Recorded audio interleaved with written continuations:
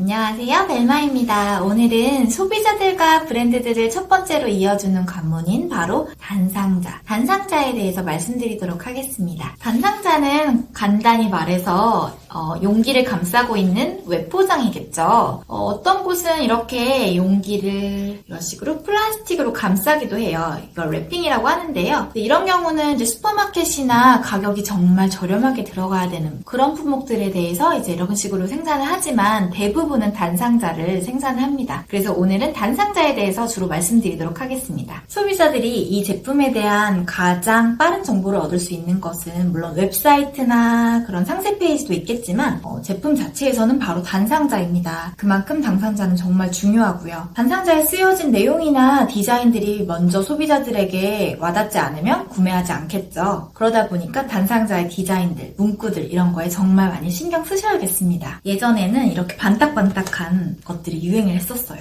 이걸 은지라고 합니다. 반딱반딱해서 중국 클라이언트들이 많을 때 그때 많이 유행을 했었고요.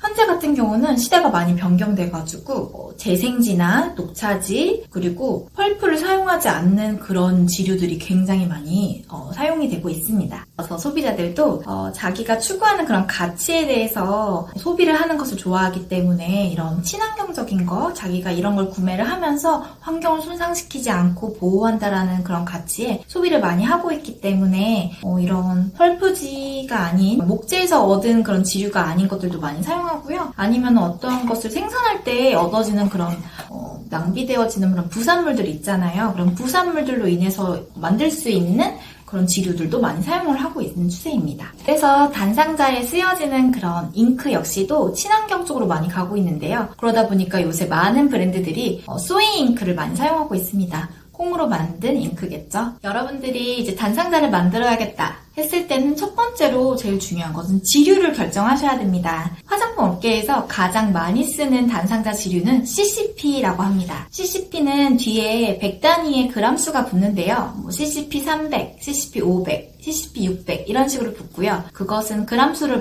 나타내고 그리고 이것은 두께와도 동일하다고 보시면 돼요. 그래서 CCP 뒤에 있는 그람수가 좀 높은 거면은 그만큼 가격도 많이 나가고 딱 만졌을 때 좀 그립감이 좀 탄탄하고 그런 단상자라고 보시면 되겠습니다. 이것이 바로 CCP 종이입니다. CCP 종이의 가장 큰 특징은 앞면에 인쇄할 수도 있고 사실 뒷면에 인쇄를 할 수도 있어요. 앞면에다가 인쇄를 하면은 좀 반들반들한 느낌의 지류가 되고요. 뒷면에다가 인쇄를 하면 좀 거친 느낌의 지류가 돼요. 혹시 보이시는지 잘 모르겠는데 저희는 약간 뒷면을 많이 사용하는 편인데 그 이유가 단상자가 LED 라이트에 좀 오래 노출이 되면은 색깔이 좀 빠짐 현상이 있어요. 그래서 그것을 최소화하기 위해서 저희는 뒷면에 인쇄를 좀 많이 하고요. 그리고 친환경적인 그런 느낌을 살기 위해서 이런 거친 표면을 좀 좋아해서 CCP 뒷면을 많이 이용을 하는 편입니다. 그람수 같은 경우는 100g에서 300g까지 다양하게 사용을 하는 편입니다. 트렌드가 굉장히 친환경 용지를 많이 사용하고 있어요.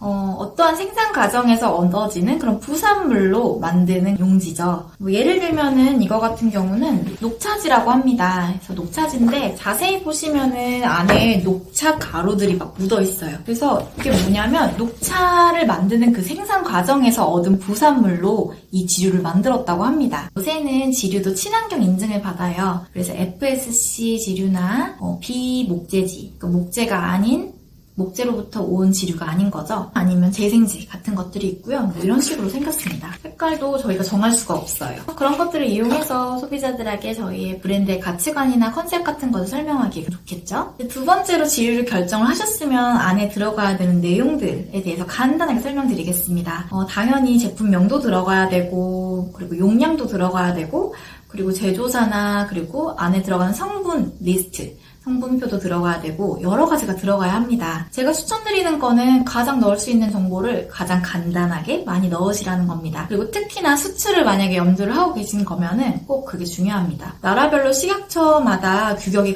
다 다른데 혹시라도 그 나라에서 요구하는 조건이 안 들어가 있다라면 스티커를 또 따로 제작해서 붙여야 되거나 그런 것들을 해야 되거든요. 그게 좀 비용도 많이 들고 인력도 시간도 많이 소모가 되기 때문에 저는 최대한 많이 넣으시는데 어쨌든 디자인적으로 해치지 않는 선에서 넣으시는 것을 추천드립니다. 나중에 단상자 안에 들어가야 되는 그런 정보 같은 경우는 저희가 다른 컨텐츠를 만들어서 또 말씀을 드리도록 하겠습니다. 그래서 정보를 다 기입하고 난 후에는 이제 최종 작업 지시서라는 걸 작성하셔가지고 이제 제조업체에 보내야 되는데요. 거기 안에는 색깔을 정확하게 팬텀 컬러로 구분하여서 명시를 해주시는 것이 좋습니다. 그래서 저희가 생각하는 그런 색깔과 그쪽에서 생각하는 색깔이 굉장히 다를 때가 많기 때문에 여기에 보시는 이런 팬텀 컬러에 지정된 색깔로 정확히 기입을 해주시고, 또한 저희가 어떠한 지류를 선택했는지 몇 그램인지 이런 것들도 가장 자세히 적어주시는 곳이 바로 작업 지시서입니다. 작업 지시서를 보내신 뒤에는 이제 아마 감리 날짜가 잡힐 거예요. 생산하는 날짜가 잡힐 겁니다. 그럼 생산하는 날짜에는 직접 가셔가지고 그 색깔을 직접 확인을 꼭 하셔야 됩니다. 그들도 이제 색깔을 아무리 팬텀 컬러가 지정을 해줬다고 하더라도 실제로 나오는 색깔과 비교를 해봐야 되는데, 거기 공장에 계시는 분들이 본인들이 스스로 결정하시기에는 특히나 첫 생산하는 제품 같은 경우는 어려움이 있어요. 그래서 본사에서 직접 나가가지고 그 색상이 맞는지를 컨펌을 해주셔야 됩니다. 네, 그래서 제조사에 가셔가지고 이제 단상자의 색상이나 여러 가지 부분들을 이제 컨펌을 하시고 나서는 단상자 업체 이제 사장님들께서 아니면 이제 작업해주시는 분들께서 이런 거를 주실 거예요. 그래서 여기다가 사인해주세요. 이걸로 컨펌하시겠습니까? 이러면 네, 알겠습니다. 이걸로 컨펌하겠습니다. 이러고 나서 이제 여기다가 사인을 하시면 되고요. 그리고 나서 이것을 회사에 고이고이 잘 동글동글하게 말아가지고 와가지고 이제 보관을 해놨다가 언제 또 필요하느냐? 바로 생산품이 완료됐을 때, 이렇게 했을 때 이렇게 비교를 해봐야겠죠? 색상이 잘 나왔는지, 코팅이 잘 됐는지, 내가 원하는 대로 그대로 나왔는지에 대해서 확인을 해보고요. 어떠한 문제가 있을 때는 이제 뭐 제조사한테 문의를 해봐야겠죠? 저는 이렇게 컨펌을 했는데 왜 이렇게 나왔을까요? 하고 문의를 해봐야 합니다. 그러므로 표준 변공품은 잘 가지고 있어야 합니다. 그리고 단상자의 사이즈 어떻게 결정하냐고요? 용기를 먼저 결정을 하셨으면 그게 잘 알맞게 들어갈 수 있는 단상자여야겠죠. 그래서 결정되어진 용기를 단상자 업체에 보냅니다. 그러면 그 단상자 업체의 노하우로 아주 잘 맞는 그런 걸 보내줘요. 예를 들면 이런 식으로 저희한테 보내줬는데요. 떼버리고 이제 이런 식으로 2차 용기 타겟 단상자입니다. 이런 식으로 보내줘요.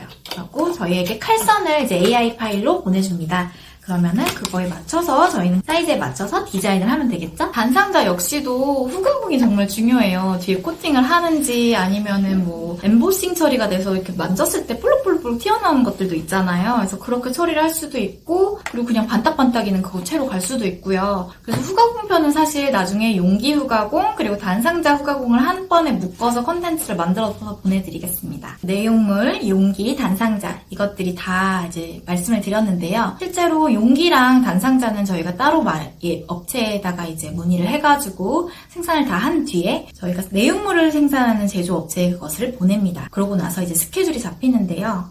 그런 다음에 모든 스케줄이 잡히고 그거에 따라서 순차적으로 생산이 이루어지고 있습니다. 생산하실 때 그리고 한 가지 중요한 점은 단상자가 생산하는 데 걸리는 시간과 용기가 걸리는 데 시간이 달라요. 그러다 보니까 그 스케줄을 잘 확인을 하시고 두 개가 생산이 동시에 완료가 되도록 이제 스케줄을 잘 잡으신 다음에 그 두 가지를 같이 한꺼번에 내용물 제조사로 보내주시면 됩니다. 스케줄을 좀 잘 짜주시는 게 정말 중요하니까 꼭 기억해 두시면 좋겠습니다. 이렇게 3편에 걸쳐서 화장품의 3요소에 대해서 말씀을 드렸어요. 사실 하나하나 다 따로 찍어도 모자란데 빨리 말씀을 드리다 보니까 되게 겉핥기로만 말씀을 드린 경우도 있는 것 같은데, 일단 지금부터는 조금 더 세밀하게 말씀을 드리도록 하겠습니다. 그래서 화장품을 창업하시겠다, 화장품 관련된 업종을 하시겠다, 그런 분들이 또 아셔야 될 것들, 바로 브랜드입니다. 브랜드는 어떤 식으로 만드는지 그런 건 다음 편에 또 설명을 드리도록 하겠습니다. 안녕!